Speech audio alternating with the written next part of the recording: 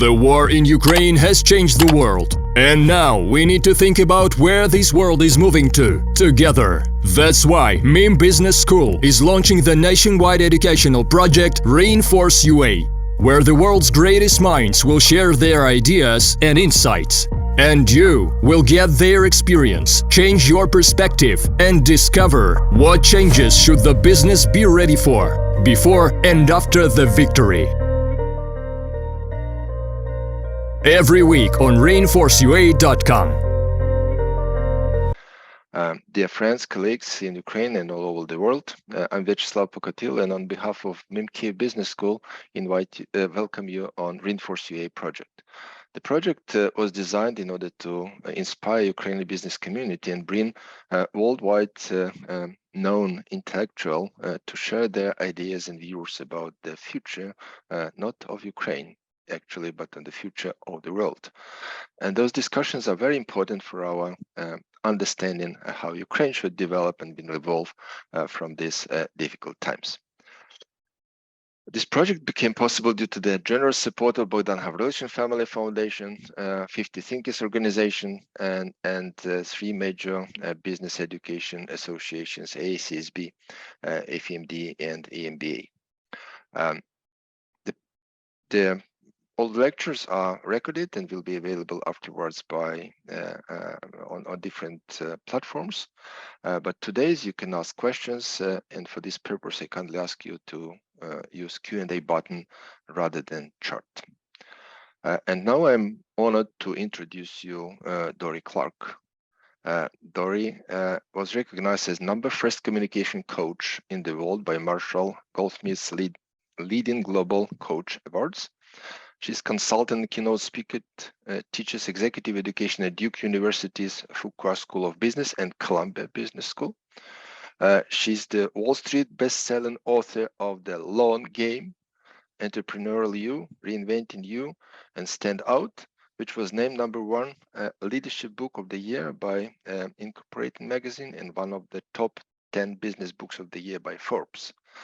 And the title of Dorie's lecture today may be used as epigraph to our project. It's how to be a long-term thinker rather than in a short-term world. With this, I give the floor to Dorie Clark. Welcome. Thank you for being with us today. Slava, thank you very much. And hello, Ukrainian friends. I'm so glad to have the opportunity to talk with you today about long-term thinking. And long-term thinking might actually feel like the last thing that is appropriate or the last thing that you're able to do right now, because obviously you are in a time of tremendous upheaval. We all, as a world, had a taste of this in 2020 when the COVID pandemic hit, and all of the plans that we had, all of the thoughts and intentions and things that we were going to do suddenly got disrupted and changed. And just as we were coming out of that and beginning to have things be a little bit more normalized, you could travel, you could see people, the war broke out and performed a very similar function in terms of upending the way we know life. Many of you had to change, go out of the country or had to leave your homes, and all of the things that we were planning went out the window. And it may feel like in those circumstances, long-term thinking is impossible, that it's the last thing that you could do or would want to do. And I am not here to criticize short-term thinking. It might be easy to beat up on it and to say, oh, short-term thinking is terrible, but it's not. During a crisis, short-term thinking can actually be the best thing possible. I'll give you one example. This is a picture of me and my mom I guess now 2.5 years ago. This was the first week of March in 2020. And in the United States, at least, getting access to masks was almost impossible. It was not a thing that people had. It was not a thing that anybody knew that we really needed. And so being able to buy them was extremely hard. And so my mother, I'm so proud of her, she decided, well, I'm going to make masks. And she taught herself how to sew them by watching videos on YouTube. But there weren't even videos in English at that point of how to sew masks. So she watched videos in Chinese and Japanese, because those were the only countries where people commonly wore masks, and she figured it out on her own. To me, that was an incredible example of being able to be adaptive, to think in a short-term way, but to really use it to our advantage. Short-term thinking, when done well, is all about moving fast. It's about pivoting, it's about adapting, it's about accepting reality and dealing with that reality. Now, that is valuable, but ultimately, we also have to recognize what is good in a crisis may not be good all the time.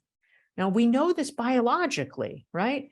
When we are under stress, and I imagine probably a lot of you in Ukraine are under a lot of stress right now, physiologically, things happen to us.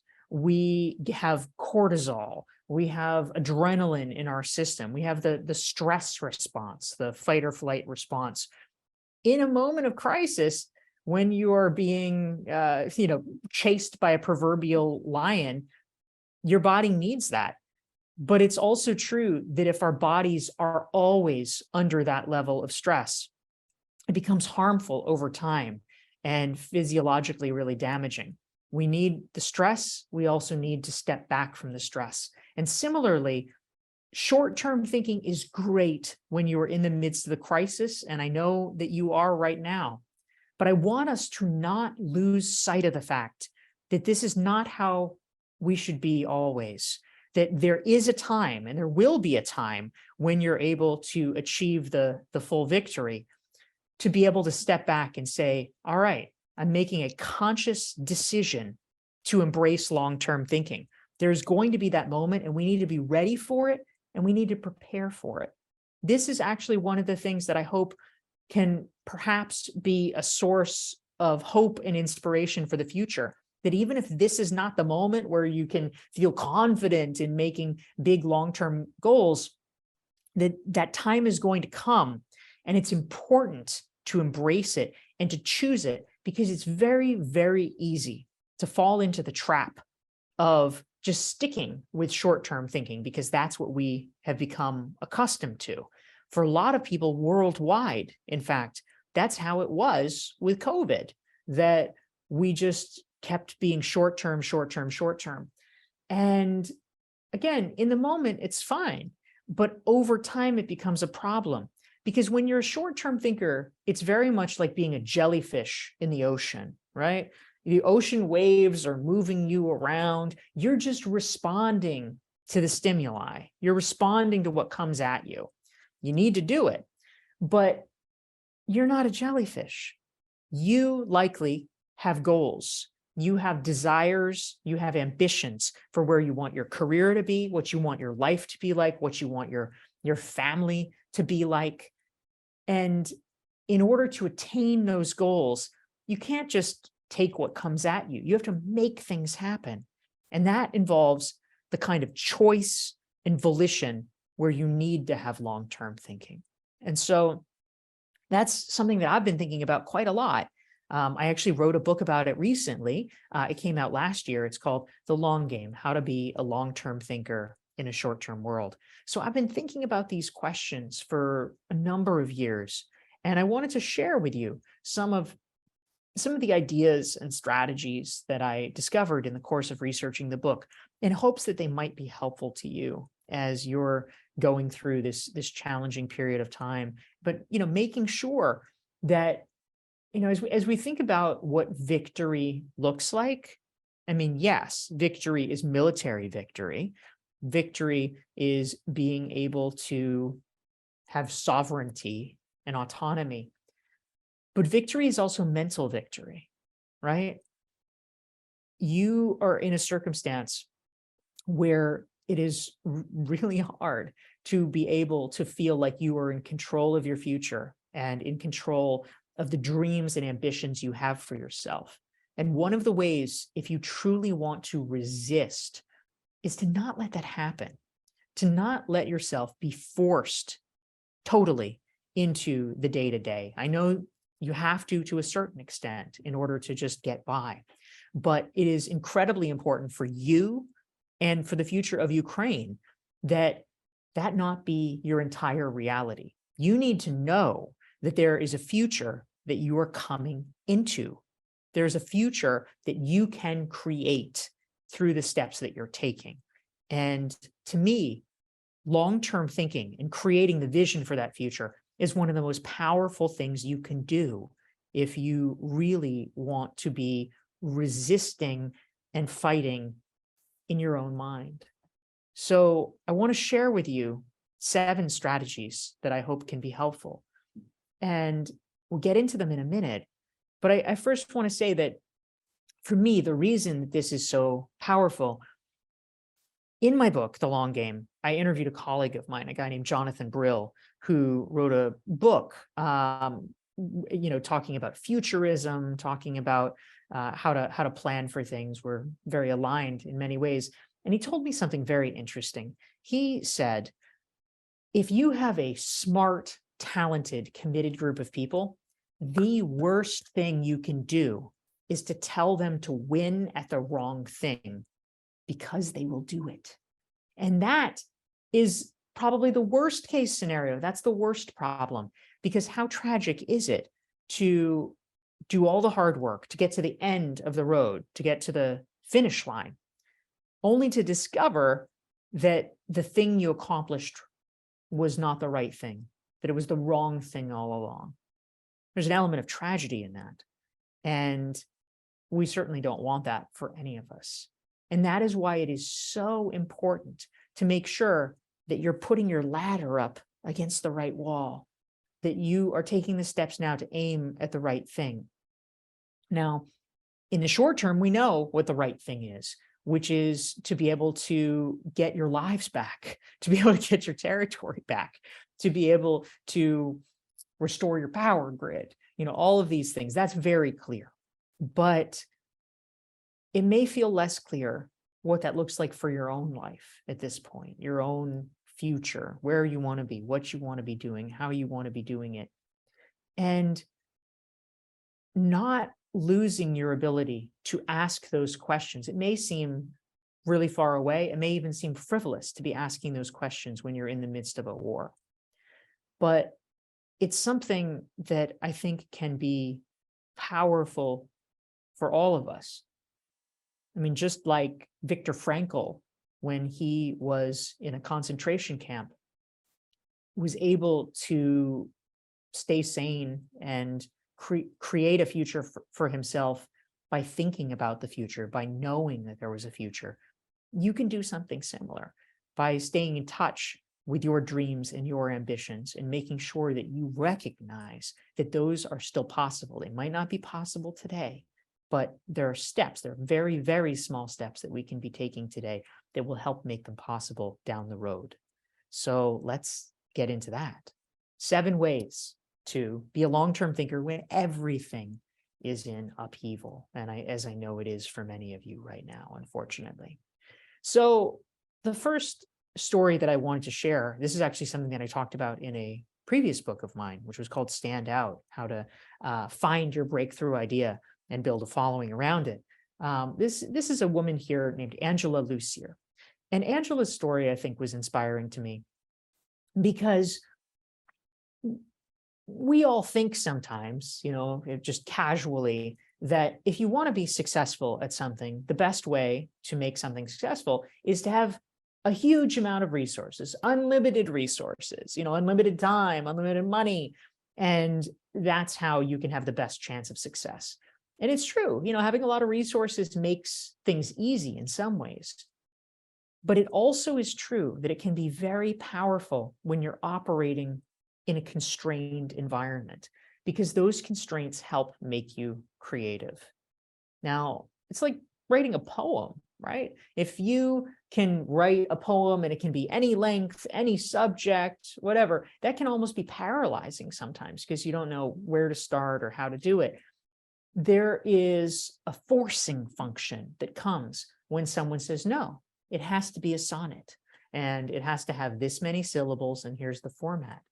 You might want to say something, and the fact that you need to change it to fit it into that format makes you more creative because you want to say it one way, it doesn't work. All right, what's another way? It keeps asking you, what's a better answer? What's an answer that actually works? And sometimes it's the second, the third, the fourth, the 10th idea that turns out to actually be better and more creative. And you never would have gotten to it. You never would have bothered to get to it if you had had the unlimited resources or the open scope from the beginning. You would have just settled for that.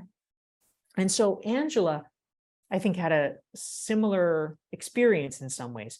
She was working at a job she did not like. And she decided to do something that a lot of people would say was reckless, which is that she quit her job. She did not have a lot of money in the bank. She had probably enough to pay 1 month's rent. That was about it. So she was in a fairly desperate situation. So she knew that she had to make it work. She decided she was going to try something to work for herself and create her own opportunity as a consultant. But she needed to find clients fast. She had no clients. She had the idea that one of the ways that she could get clients was through speaking. She thought she would do career coaching. And so she thought, okay, well, maybe if I can get speaking engagements, I can get in front of prospects, and then maybe some people will hire me for coaching, which is a reasonable plan. But she had to make this happen fast because she only had a month's rent in the bank. So she started going to libraries in her community, and all around. She asked about 20 libraries if she could give a free talk, but she didn't have a lot of experience or a lot of credentials. So they all said no. No one was interested in even hearing from her for free. But eventually she reached out to one library and they said, oh, you want to do a program for career changers? She said, oh, that could be interesting. We might need that. So they gave her the opportunity. This is, number 21 here. And so when she got that yes, she took it and ran with it. She started reaching out to all the other libraries that she hadn't yet talked to and said, hey, I'm doing it for these guys. Do you want me to do it for you? And the library, this hadn't even occurred to her. She thought she'd do one workshop, but they asked her, how many workshops do you want to do? And she immediately realized, oh, I could do a series. I could do a number of them. Eventually, she was able to book something like 60 talks over the course of the next few months. And that enabled her, and they're all free, but it enabled her to get the momentum started to build her business successfully. And today, she has a thriving business, but it all came from the constraint of having to make something work really fast because she absolutely had to have the money. And she didn't even have money to spend on marketing. Sometimes people think, oh, if only I had the money to do it. Well, she found a way to leverage her time and her talents in order to build up her business. I know that right now you are under immense constraints. You are under the psychological pressure of having this terrible geopolitical situation. You are under the constraints of not even having access necessarily, depending where you are, to reliable electricity. And you never know what is going to be happening militarily. Those are incredibly difficult constraints. But I also know that much like my mother deciding that she was going to teach herself to sew masks by watching videos in Japanese, that you are immensely creative. And that within those constraints, you are probably, as we speak, devising new ideas, new strategies, new ways of supporting yourself, of keeping your family safe, of protecting your house and your country, and also potentially incubating ideas for how to move your business forward, either in the present or in the future when we're past this most dire phase of the situation. Creativity comes from constraints. And I know that this has forced you probably to think about things in a very different way. And if we leverage it right, it may actually lead to ideas and opportunities that would not have occurred to other people who did not face those difficult circumstances. Now, a second thing that comes up a lot that's important. You have, I mean, like everybody, right? Everybody has limited time, of course, but you are in a situation now where you really have to prioritize. There are a lot of things going on. You have to be weighing a lot psychologically. And so it becomes really important to make sure that the things that you are focusing on are the right things, that you are spending your time in the way that is most helpful, most useful, has the highest return on investment. And so I wanted to propose to you 4 questions that I hope might be helpful to you. This is something that I ask myself regularly, because so often we are faced with a huge amount, an almost infinite amount of projects that we could be doing, things we could be spending our time on, people who need things from us. You know, there's so many requests that come in, or so many things that maybe you could do them, seems like it would be a good idea, but you can't do them all. So how do you choose, especially when you are under challenging circumstances where you're being pulled in a lot of directions? So I'd like to propose 4 questions that might be useful to you as you think about this. The first one is, what is the total cost of this activity? And what I mean by this, I have found, both in my own life and in the research that I've done with other people, that we tend as humans to systematically underestimate the amount of time that a given task will take. We say yes to something because we don't really think it through. And in our mind, it'll take us 10 minutes, but actually it ends up taking us 2 hours because we hadn't really thought about it, or we hadn't really planned on it. Obviously, that's a problem. And we end up making promises that are difficult, if not impossible, to fulfill, which disappoints people. I think all of us probably want to become more like the person that, you know, if you say you're going to do it, you actually do it, right? So that means we have to get smarter about what we are, in fact, saying yes to. So something that I've taken to doing is, whenever I take on a new project, I will, you know, write it down on a to-do list. And the other activity that I do is I actually write a guess of how long that task will take. And the reason I do this is because I want my estimating skills to get better over time. I want to actually have that feedback loop, so that if I keep thinking, oh, if you know, creating this PowerPoint is going to take me 20 minutes, well, does it really take me 20 minutes, or does it take me 2 hours? It is very important for me to know that. And you can't know it unless you actually check your estimate versus the actual amount of time. But over time, with that feedback loop, you can get better and smarter about understanding how much effort something really will take, and you can make better choices accordingly. Number 2, what is the physical and emotional cost of doing a certain activity?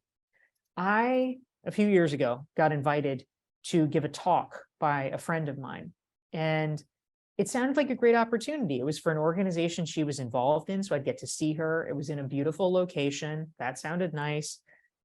But I realized that at that time, I was traveling the week before, and I was also traveling the week after. So if I accepted this invitation, I wouldn't have time to go home in between. I would literally be on the road for 3 weeks. And I realized, if I'm traveling for 3 weeks, I am going to be very tired. I'm going to be very run down.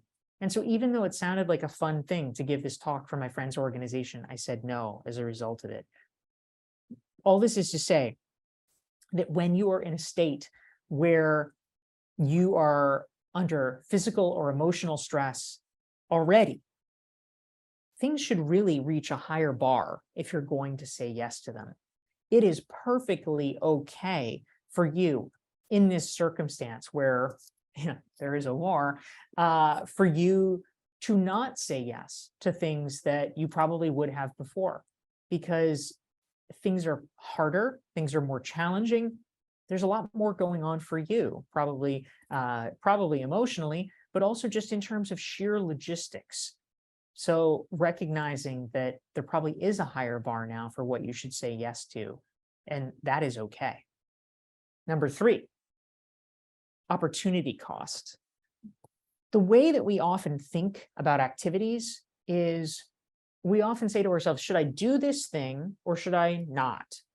And I want to suggest to you that that is probably not the right question. The right question should be, should I do this thing or should I do anything else in the world that would take an equal amount of time? Our lives are one unit. We have a certain amount of time to spend. We get to choose how to allocate it. And so it's not, oh, should I accept this request? Should I do this thing? It's much better, I think, to raise the question to a higher level and say, all right, if I have an hour to spare, what is the way that I would most like to spend that hour? What will be most beneficial to me professionally or personally? Where would I get the greatest amount of joy? What would be most valuable to me overall? Again, short-term thinking is, oh, I'll take the thing that comes at me and say yes or no. Long-term is asking, if I have an hour to spend, how do I want to be spending my life? And that leads me to the 4th of 4 questions, which is, how will I feel about this in a year? Will this matter in a year? There are some things that are requests or opportunities that come up that if you didn't do them now, in a year, you might feel bad about it. You would probably remember it. You would say, gosh, I wish I had done that. I wish I had made time for that. There's a lot that a year from now, you probably won't even remember. Now, it's not a perfect science, but it's really useful to try to take that lens of time and to ask yourself, in a year from now, is this still going to be something that's important that you might remember and possibly regret? Or is it something that's just going to fade into the background? If we can get clear on that, it's really helpful and enables us to better understand what we should be prioritizing in the here and now. So I promised you 7 strategies. So we've had 2. This is number 3. So number 3, understand the deception phase. I love this concept. There are some authors that perhaps you may have heard of. Peter Diamandis, who is the founder of Singularity University in California, and Stephen Kotler, who's a science journalist who writes with him frequently. They have done a lot of studies into what they call exponential technologies. These are technologies that grow at an exponential rate. So it could be things like artificial intelligence, like self-driving cars, like digital photography, for instance. I mean, now that's advanced enough that it no longer seems quite so mysterious, but that actually was at one point an exponential technology. What they discovered by studying a whole range of these exponentially growing technologies is that almost invariably there's a point that they call the deception phase. And the deception phase comes in sort of the early middle of the process, because you probably have all experienced this, right? When a new technology comes on the scene, everybody is super impressed. They say, oh, this is amazing, this is incredible, this is going to transform the world, right? And then you get a couple of years in and everybody's like, TikTok, this is not transforming the world. We're looking at this. I thought this was supposed to make so much progress. This looks actually kind of pathetic. We're not making any progress at all. Who said this was going to be a big deal? This looks like junk, right? Now, the interesting thing is that with an exponential technology, all along, it is in fact growing exponentially. It's doubling, doubling, doubling, doubling. But in the earliest stages, the doubling is so small, the naked eye can't really pick it up. This is very much like digital photography, right? 0.01 pixels doesn't look very different from 0.02 pixels, which doesn't look very different from 0.04 pixels. It still looks small, blurry, inconsequential. Nobody is impressed. Over time, though, eventually these technologies advance and they reach a point where the doubling starts to get noticeable. And all of a sudden, everybody says, whoa, how did this happen? This is happening so fast. This is incredible. That's the place where the general public starts to notice and see it and be impressed, and they get it. But there is that deception phase early on where everybody says, oh, this is overblown. This is never going to work. And the truth is, if you are the person who is involved in this, if you're doing this, if you're leading the charge, it is very easy to get discouraged during the deception phase. Nobody else seems to be impressed. Nobody else seems to think that it's a good idea. And so you might start to listen. That's the danger, is that you might listen. Because if you just keep going, if you just keep at it, you actually will be able to get through to the other side, where all of a sudden everybody says, oh, right, I see it now. But the deception phase is very difficult and very powerful, because a lot of people get discouraged and deterred at that point. That's where they give up. And it's really critically important that we not. If we are working on something that is truly valuable, that aligns with your purpose, and that can make a big difference. I know even at various times in a war, for instance, there are times when things look bleak and it seems like nothing is going right, nothing is working, it seems impossible. And yet all of a sudden, within 24 hours, you can be retaking hundreds and hundreds of kilometers worth of land. That's exponential growth. That's the other side of the deception phase. And the truth is, it happens in our lives and in our careers too. For almost all of us, I imagine that there probably have been times where you felt like your career was stagnating, where you were trying everything and you weren't making the progress that you thought. But it becomes really important to connect with friends and trusted mentors. It becomes really important to make sure that you're focusing on small wins and signs of progress, so that you can understand, is it really going nowhere, or is it just in the deception phase? And when we get through the other side of it, that's when the real growth, the visible exponential growth, can take place. And that's why I wanted to go next into focusing on small wins, because so often we tend to overlook them, right?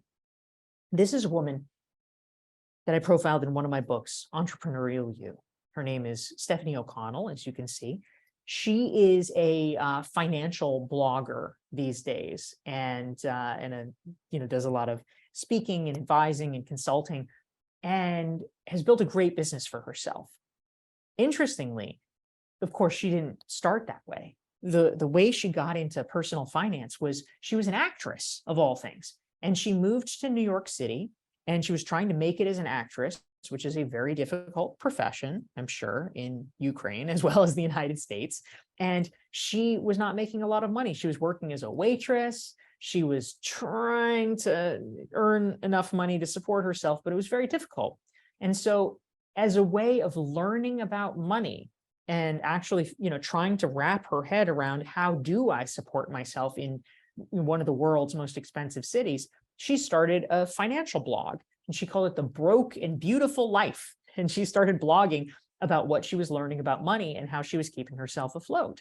And over time, she started investing more and more energy and effort in the blog. And when you're building a blog, like building almost anything in your career, at first it is slow going, right? You're not getting a lot of feedback. You're not getting a lot of readers. And so I asked Stephanie, what was it that enabled her to keep going and keep focusing on it in those early days? Because by now, of course, she's on TV, she's very successful, but it didn't start that way. And what she told me, and I think it's very powerful for all of us to remember, is the importance of focusing on small wins. It is so easy to overlook them sometimes, to feel like, oh, that doesn't matter, because we're focused on the big score. Oh, I won't really be successful until I get that really big endorsement deal. But you know what? It takes a long time. It can take years to get a really big endorsement deal. And so for Stephanie, the moments that were so powerful early on were things like when a blog post that she wrote would get shared on social media by an influencer that she admired. even something like that was small, it was no money, but for her, it showed that people were paying attention, that people she respected were paying attention. She remembers, she told me about the time the very first time she got paid to write an article for a publication. She got paid, incidentally, $25, which is not a lot of money in America or in Ukraine. It was a tiny amount of money. But for her, it was a validation that people thought that her work had value, that it had real worth, even if it was a small amount. And those were the things that she focused on, and it showed her that it was worth keeping going. We have to look for those small victories. We're not going to, be able to have the huge victories all the time. It's not every day you retake Kherson, right? But every day there are small victories that if you look and you pay attention, that you can see. And so that is a very powerful thing to keep in mind. Number 5. So a concept that gets talked about a lot in the investing world, and frankly, the process of playing the long game in your career is very similar to investing in finances, right? For a long time, it just seems like a slog. It just seems like, wow, I'm putting a lot of money into this, but like, what am I getting out of it? But as you probably know, at least intellectually, when it comes to money, the power of compound interest is so incredibly powerful that it's almost hard for our minds to take it in, because that money is not growing incrementally, it's growing exponentially over time. Give it a year, you probably won't see a lot of change. Give it 10 years or 30 years, you will see an enormous amount of change and growth. And it is very similar in our careers in terms of the investment of time and energy that we make. It is also true that if you are pursuing truly what is a long-term goal, there are going to be detours, right? Things are not going to work out exactly the way that you thought. I mean, certainly having a war on your hands, that's not what anybody thought would happen. But even at a smaller scale, you might think, oh, well, I'm going to stay at this company and I'm going to get promoted and this is going to happen and this is going to happen. You know what? That might not happen. I mean, I hope it doesn't, but the company could go out of business. Maybe they decide to promote somebody else and not you. Maybe you're really close with your boss and your boss leaves and all of a sudden your mentor isn't there. There's a lot of things that can happen. And if we're too wedded to a particular outcome, and if it doesn't work out, we feel like everything is lost, everything is ruined. We can't be like that, because the truth is, it is far more likely that things won't work out in precisely the way we imagined, as compared to things working out in exactly all the steps that we predicted. It's because life happens, life changes. We have to be nimble enough, even with our long-term goal in mind, to keep going. And that is why one of the most important concepts is being directionally correct, meaning if you want to go north, if you know that north is your destination, if you're looking for the northern lights, just keep going north. There are going to be times that there are rivers that somehow you have to cross or go around. There's going to be detours. There's going to be road closures. It's probably not going to be as straight and simple as you imagine to go north. But if you just keep looking at the compass and heading north, you will get there eventually. And it is like that in our careers as well. Number 6, something that is an interesting thing to talk about and to think about is the power of luck. We often don't like to talk about it in the business world because it feels much more comfortable, of course, to imagine the narrative that everything that we do or everything that we get is because it is the justified reward for our work. And, yes, that is true. If you work hard in a moral sense, yes, you do deserve the good things that come your way. But it is also true that luck does play a role. And there's some interesting research that has been done. This gentleman here, his name is Tony Chan. He wrote a book a number of years ago called Heart, Smarts, Guts, and Luck. And he was talking about among many other things, he was talking about the role of luck played in the lives of certain executives. And he did a very wide-ranging study of entrepreneurs and executives, and he discovered that 25% of them identified as primarily luck-driven, which is kind of interesting. how can you be sort of luck driven if luck is an accident, right? It's kind of weird. But what he discovered is that, especially drawing from the research of a British psychologist named Dr. Richard Weissman, it turns out that while the specifics of luck obviously can't be controlled, we can't say, oh, I'm going to turn up a winning lottery ticket, tomorrow, right? We don't know the specifics. But in general, it is true that some people are luckier than others. And this happens because they adopt behaviors and mindsets that make them conducive to experiencing luck. I would like all of you to become luckier. We can use all the luck we can get, right? So how do you do it? Well, it turns out that there's a couple of behavioral traits and mental attitudes that are incredibly helpful when it comes to bringing more luck your way. And specifically, it is curiosity, because if you stay curious, you're asking questions, you're looking for anomalies, you are identifying ways that things are different. And that curiosity about the world enables you to see things that other people cannot. And the second is humility, because sometimes the more successful we get, it's very easy to assume that we have all the answers, or that maybe other people, especially if they don't fit a certain mold, don't have anything to teach us. But if we can counteract that, if we can deliberately choose to have a different philosophy in life and say, no, there is something to be learned from everyone, that attitude of humility gives us access to new ideas, new perspectives, and new information that is out there for the taking, but many people do not take advantage of. Those are two ingredients, curiosity and humility, that can lead to the downstream benefits of luck. I promised you 7 strategies. I want to give you one more before we close, and we're going to have time for Q&A as well. And I see some questions have already come in the Q&A box. So please feel free, if you have questions, type them in there. That'll be great. We'll be turning to them soon.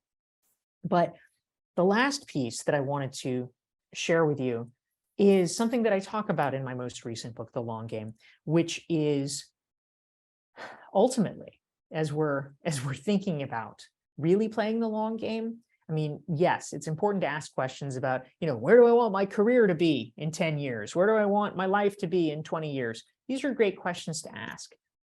But an even bigger and perhaps more important, more overarching question to ask is, at the end of the day, what kind of person do you want to be?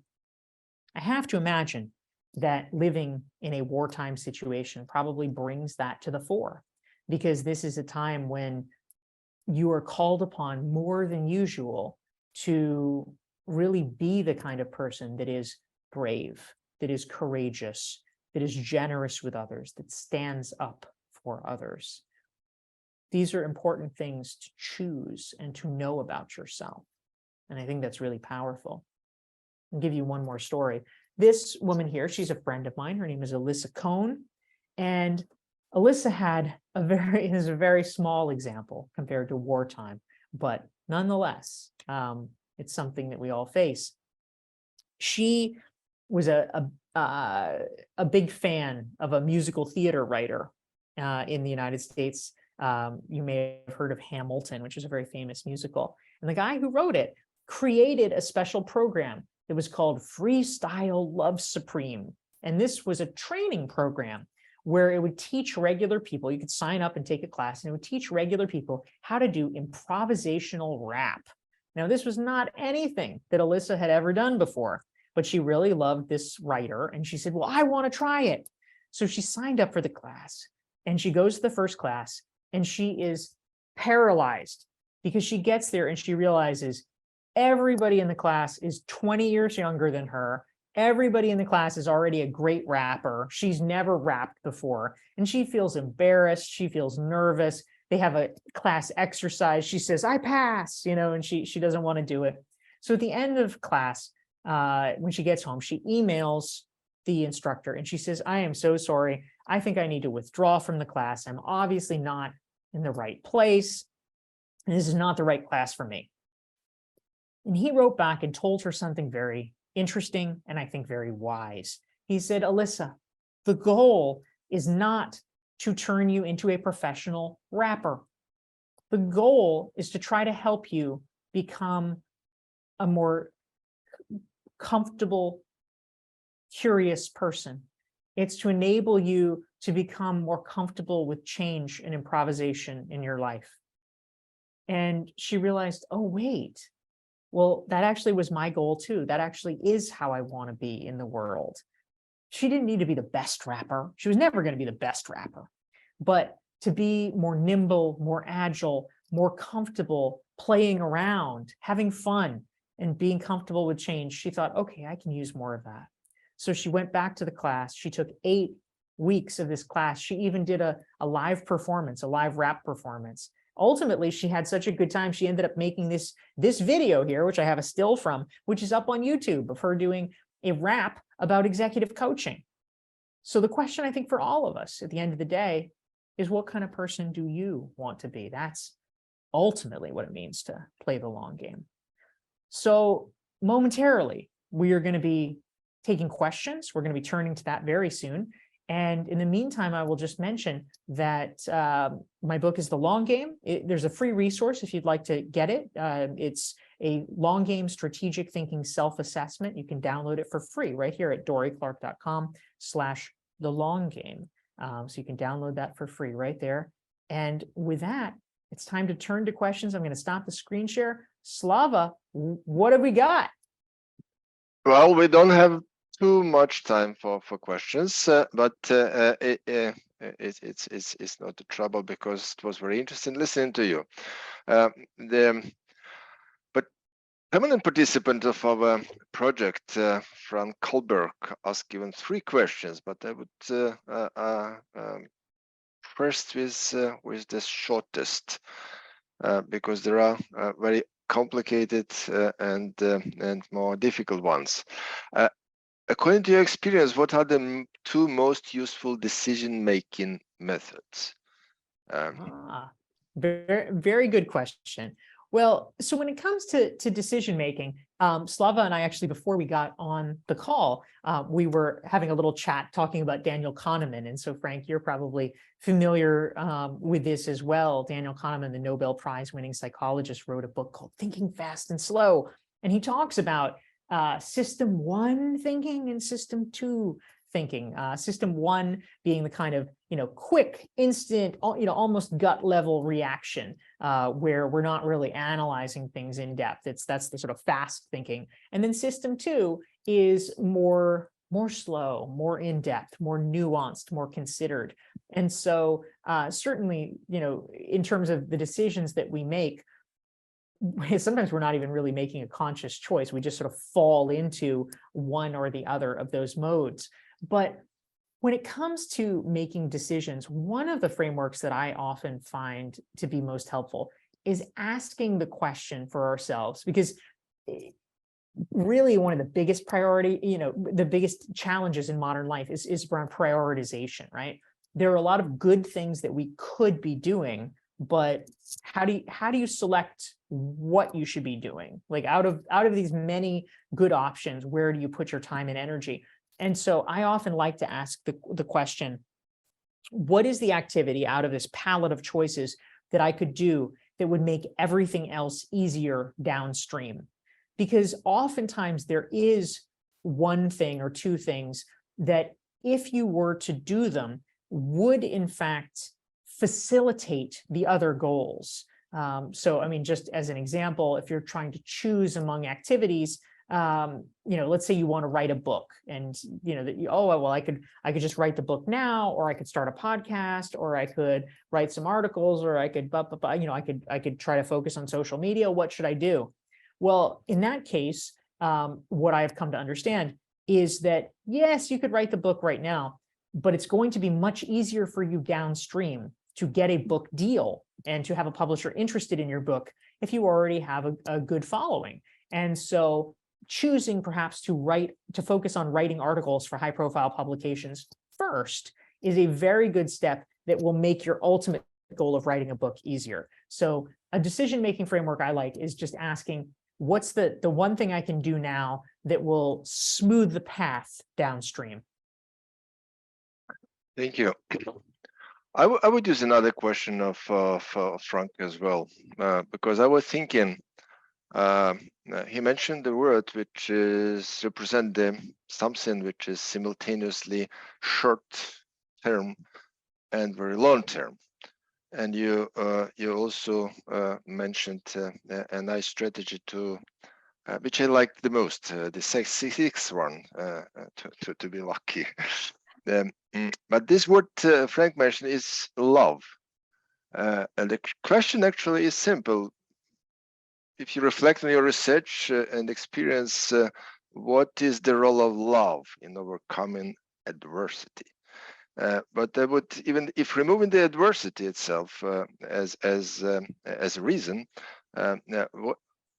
what in your opinion the love can play in not making decision, but in trying to think longer?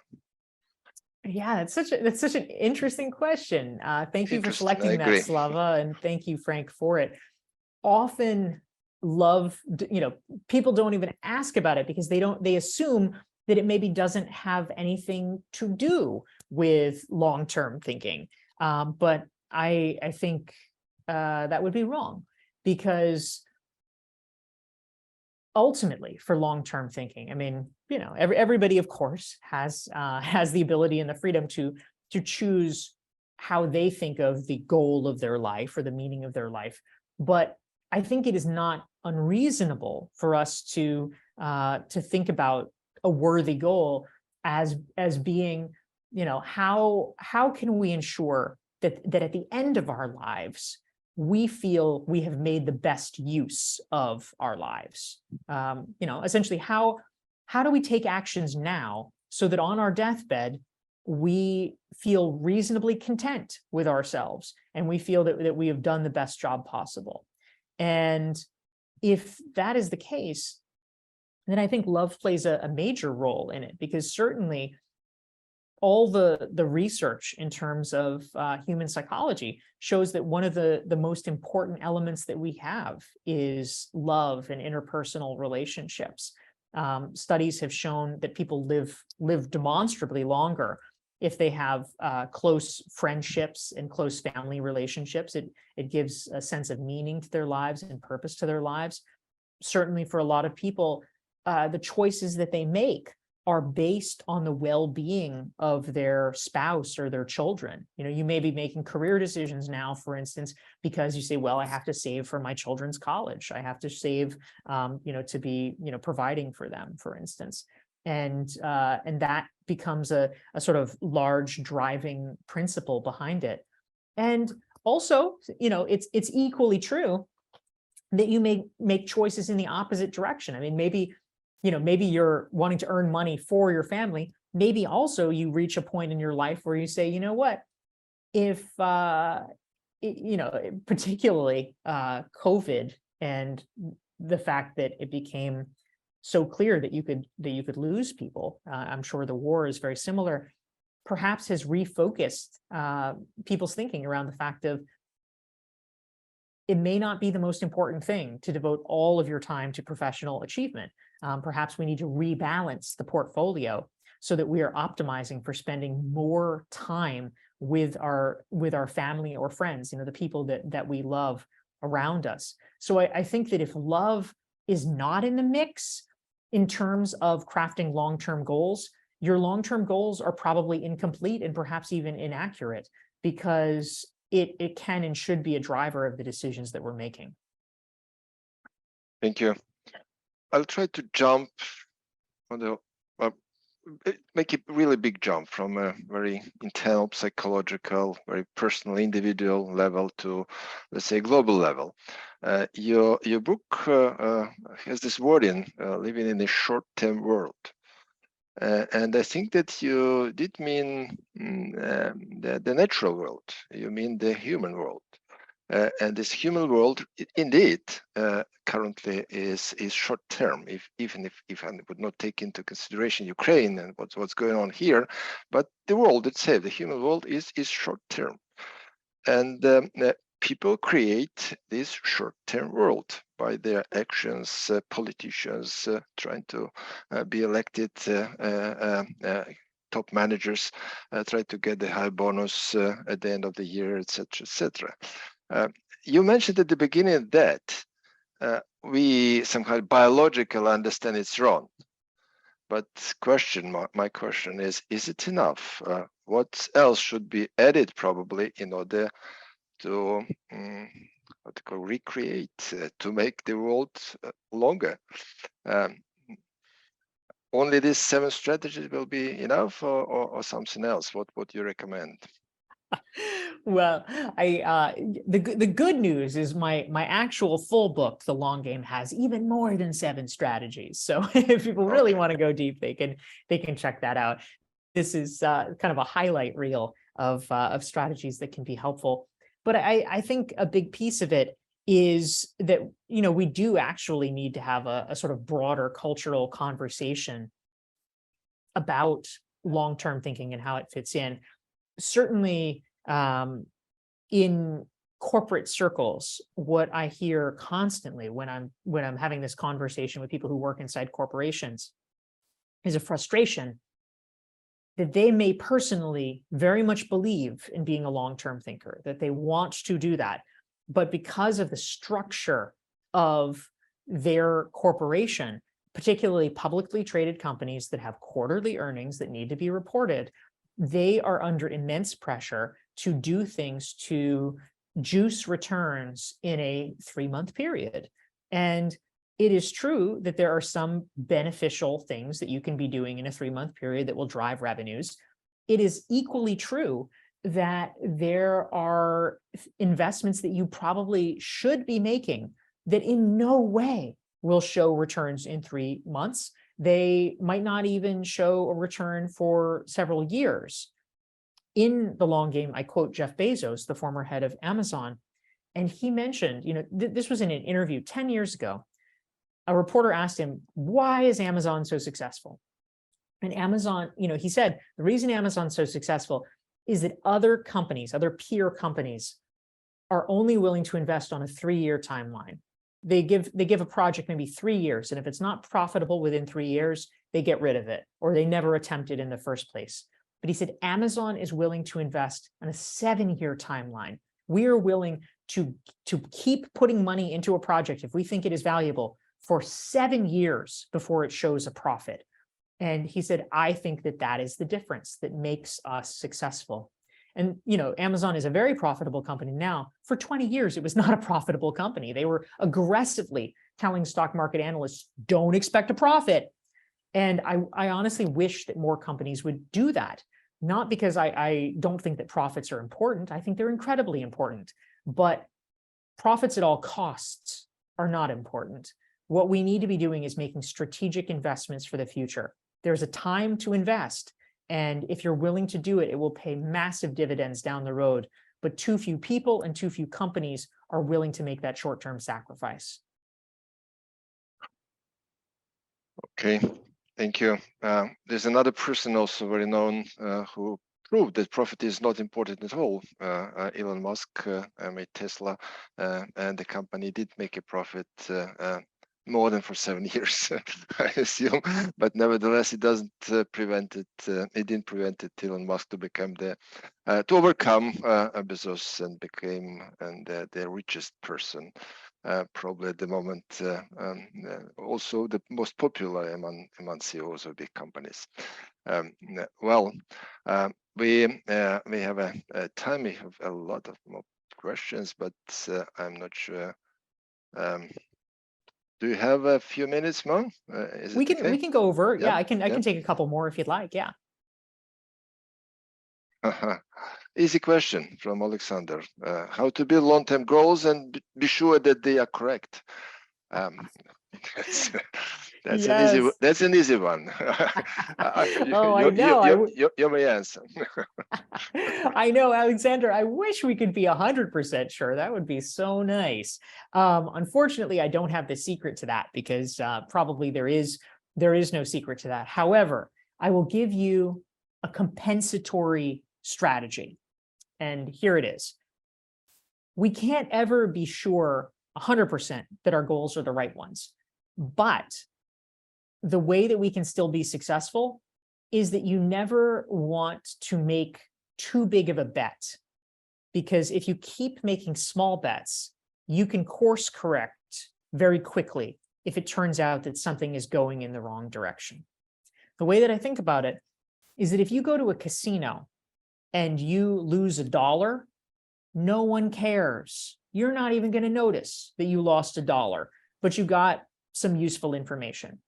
If you go to a casino and you lose $1 million, that is an extremely big problem. So the question for all of us in our businesses, in our careers, is how do we make a series of $1 bets so that we keep gathering more and more information? And if it keeps turning out, okay, this isn't working, fine, great. You shift, you move until you find a path that seems successful. And when you've got that, you double down, you keep going.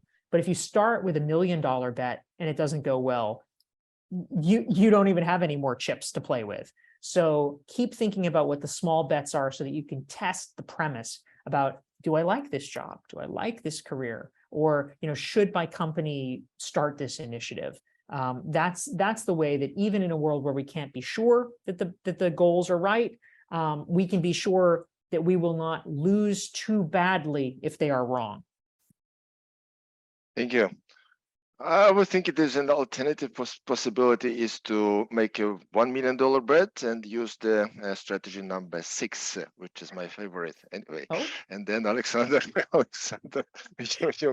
you may reach the long-term goals much shorter.